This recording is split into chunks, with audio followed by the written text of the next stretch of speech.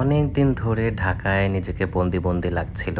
তাই হঠাৎ করেই গাড়ি নিয়ে বের হয়ে পড়লাম কক্সবাজারের উদ্দেশ্যে। অনেকদিন যাওয়া হয় না।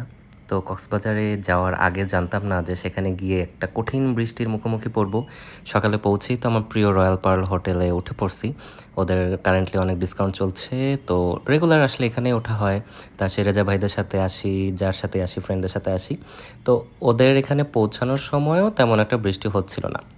বাট নাস্তা করে একটু ছাদে গেলাম, তখনই কঠিন বৃষ্টি শুরু হয়ে গেল। তারপর সুইমিং পুলে আসলাম, কারণ বের হতে পারছি না, বিচে যেতে পারছি না। ওদের পুলটা অনেক সুন্দর, একটু লাফালাফি করলাম। আর আপনারা নিশ্চয়ই খবরে দেখেছেন কক্সবাজারে ২-৩ দিন ধরে টানা অনেক বৃষ্টি হচ্ছিল। ঠিক সেই সময়টাতেই আমি কক্সবাজারে ছিলাম এবং বন্দি অবস্থায় ছিলাম।